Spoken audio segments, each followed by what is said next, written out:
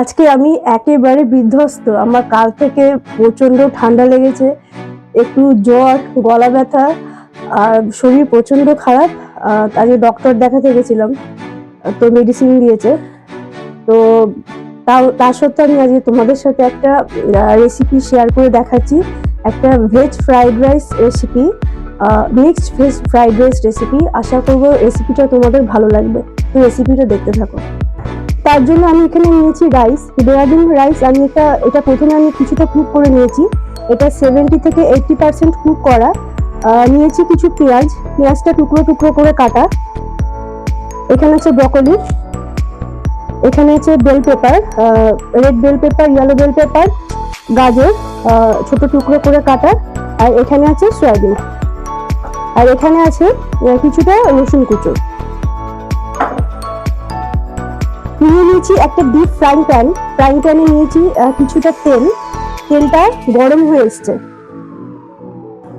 তেলটা গরম হয়ে গেছে, এবার আমি তেলের মধ্যে দিয়ে দেবো রসুন কুচোগুলো।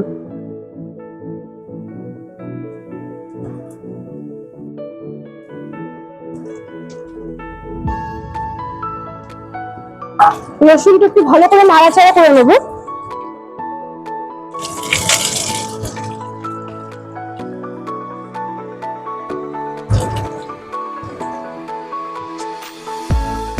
এবারে আমি এর মধ্যে দিয়ে দিচ্ছি পেঁয়াজগুলো।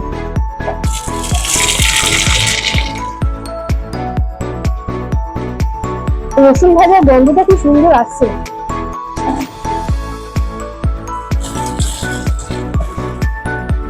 এটা একটু গোল্ডেন ব্রাউন করে একটু হালকা করে নাড়াচাড়া করে নেবো। 2 থেকে 3 মিনিটের মতো নাড়াচাড়া করবো। পেঁয়াজটা 2 মিনিটের মতো নাড়াচাড়া করে নিয়েছি। এবারে আমি দেবো সয়াবিনগুলো আমি আগে থেকে একটু বয়েল করে নিয়েছিলাম। বয়েল করে জলটাকে ছেঁকে নিয়েছি, এগুলো এর মধ্যে দিয়ে দেবো। দিয়ে এটা ভালো করে 5 মিনিটের মতো ভালো করে ফ্রাই করবো। এটা কিন্তু হাই প্রোটিন ফ্রাইড রাইস। এটা কিন্তু যারা ডায়েট করো তাদের পক্ষেও খুবই ভালো, আর এটা কিন্তু হেলদি।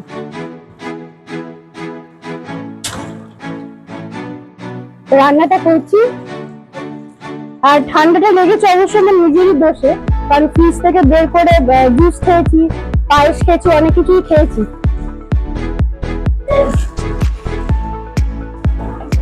পেঁয়াজ আর সয়াটা আমার খুব ভালো করে ফ্রাই হয়ে গেছে। দেখো কালারটা একটু চেঞ্জ হয়ে গেছে, একটু গোল্ডেন ব্রাউন কালারের হয়ে গেছে। এবারে আমি এর মধ্যে দেবো red bell pepper, yellow bell pepper আর গাজর। এই ভেজিটেবলস গুলো আমি এর মধ্যে দিয়ে দিচ্ছি, দিয়ে কিছুক্ষণ নাড়াচাড়া করবো। ব্রকলি কিন্তু ভীষণই শরীরের পক্ষে ভালো, তো ব্রকলি কিন্তু অ্যান্টি এজিং। আর এখন শীতকালে যেহেতু ব্রকলি খুব অ্যাভেলেবেল, তাই জন্য আমি এখন রান্নায় ব্রকলি বেশি ইউজ করছি। দেখো এটা কত কালারফুল হচ্ছে না দেখতে। ভালো করে নাড়াচাড়া করছি। এবারে আমি এর মধ্যে দেবো পরিমাণ মতো নুন।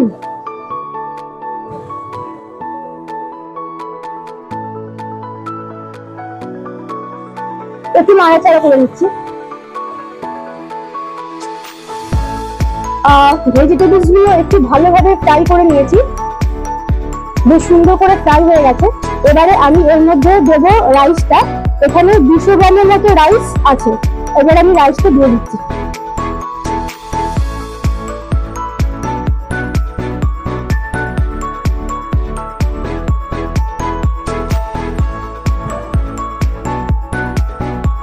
দেখো কত সুন্দর দেখতে লাগছে।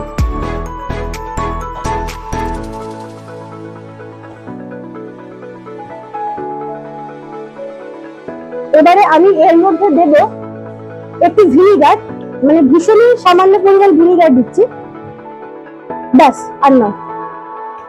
তোমরা চাইলে ভিনিগারের পরিমাণটা তোমরা যদি বেশি ভালোবাসো ভিনিগার, তো ভিনিগার একটু বেশি দিতেই পারো, আমি একটু কম দিলাম।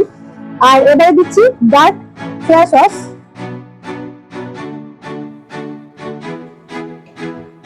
এখন ভালো করে নাড়াচাড়া করবো।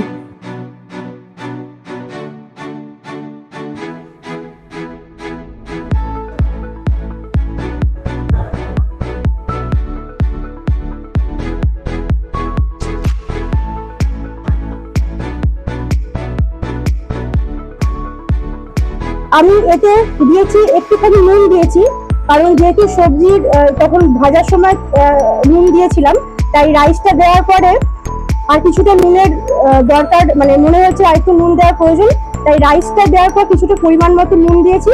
আর দিয়েছি একটু টমেটো কেচাপ। আমি আরেকটু ওপর থেকে দিয়ে দিচ্ছি। আর এতে একটুখানি গোলমরিচের গুঁড়ো আমি দিয়ে দিয়েছি। এবারে সবকিছুকে ভালো করে মিশিয়ে নেবো।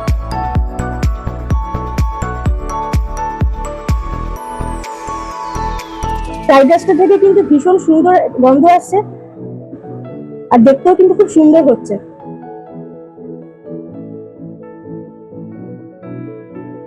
আমার কিন্তু ফ্রাইড রাইস একেবারে রেডি হয়ে গেছে। এবারে আমি গ্যাসের ফ্লেমটা অফ করে দেবো। সবকিছু খুব ভালো করে মিশিয়ে নিয়েছি। আশা করবো এই রেসিপিটা তোমাদের ভালো লাগবে। তো বাড়িতে একবার অবশ্যই এইভাবে বানিয়ে ফ্রাইড রাইস করো। তো চলো এটা এখন নামিয়ে নিই।